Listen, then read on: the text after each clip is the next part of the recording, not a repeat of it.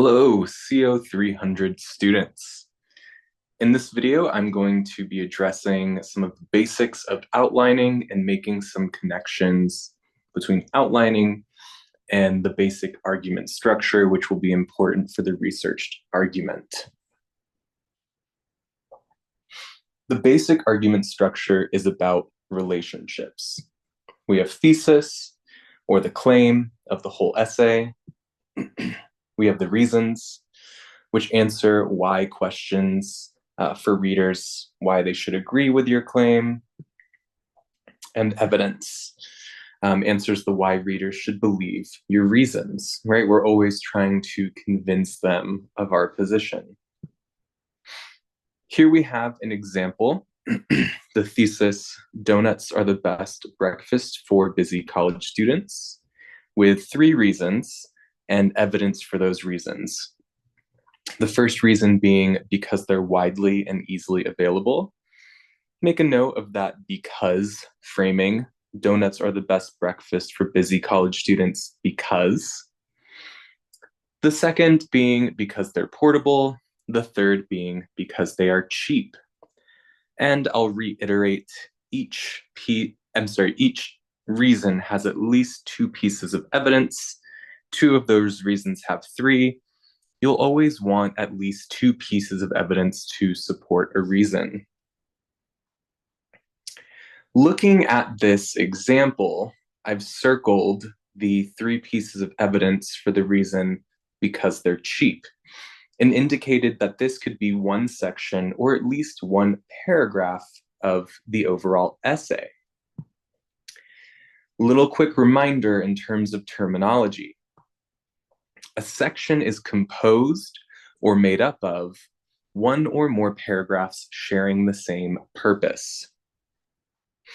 Really read that one. The defining characteristics of a section are determined by its purpose. Section, purpose. For example, referencing the donut scenario, one of the reasons focuses on affordability, or again, that they are cheap. When introducing a reason, remember to first repeat the thesis and follow with a because framing. Donuts are the best breakfast for busy college students because they are cheap. In this example, the purpose of a section would be to support or prove, defend, etc., the reason of affordability. This reason is then supported by 3 pieces of evidence: the pricing at Lamar's, Safeway, and Starbucks. Again, each of these could be individual paragraphs. However, because they are supporting that same reason, they share a purpose. This makes the collection of 3 or more paragraphs a single section. A section can be one paragraph if there are no other paragraphs with that same purpose. For example, perhaps your background section only requires 1 paragraph. It would still be considered a section dedicated to background. Ironically, as someone who only ever passed math classes with the lowest B possible, despite my best efforts, I find the metaphor of shapes useful. All squares are rectangles, but not all rectangles are squares. Sections are composed of paragraphs sharing one purpose. So while some sections will have several paragraphs, some will only have 1. Why am I putting so much emphasis on the definition of a section? Because this will be a huge help in constructing an effective outline. So back to the donut example, looking at the 3 pieces of evidence, $7.99 at Lamar's, 75 cents at Safeway, $1.70 at Starbucks. Each could be a separate paragraph within the larger section of affordability. And in fact, each of these could be their own section, or at least paragraph, in your essay, with individual paragraphs within them, where each piece of evidence can be made into a paragraph, or again, can be combined into one. This is really going to depend on the amount of contextualization that you're doing in your own research and in your own drafting. Sample outlines.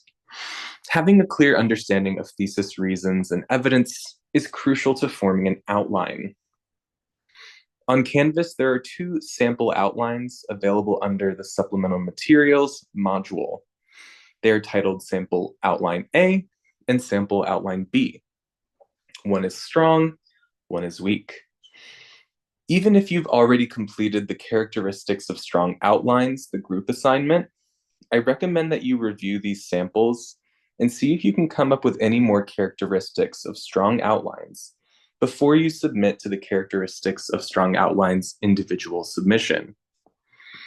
As you review the examples, consider these questions. What characteristics of these outlines help you to understand what the student argument will be? How do the writers organize their ideas within the outline? How do the writers show what sources they will use? What differences do you notice between these 2 outlines? Outline purposes. In other words, why do we make them? If you haven't already, pause the video and make sure you've submitted to the characteristics of strong outlines individual submission before continuing, as I'm about to give away the characteristics. So, what are outlines for? Again, pause the video, take a moment, consider some possibilities before progressing with the slide.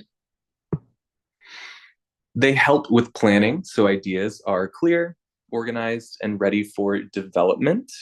More strategies on development to come. To see what's working and move ideas, cut out ideas, discover missing parts more easily. To communicate to your instructor, me, your argument, and to get feedback before you put in too much effort into the writing itself, and to save time. Outline genre conventions.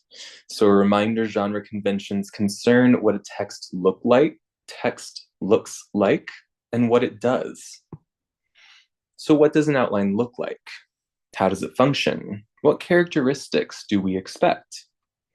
Pause, reflect a moment, and then proceed. And you can use this outline on the side as a guide. Outlines function like a kind of summary of what the argument will contain overall, as well as in individual sections and paragraphs. They're broken into sections with nested ideas, which helps to clarify relationships between ideas. They use Roman numerals, letters, and numbers, among other delimiters, to show clear structure, hierarchy, and relationships. They will use complete sentences. So going back to that thesis example with donuts, if we were translating this map of the TRE into a basic outline, a rough draft might look like this.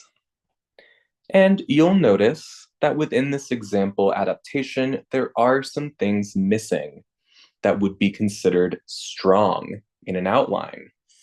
Part of my hope is that as you review this example, as well as the samples online on Canvas, will help reinforce what the strongest moves are.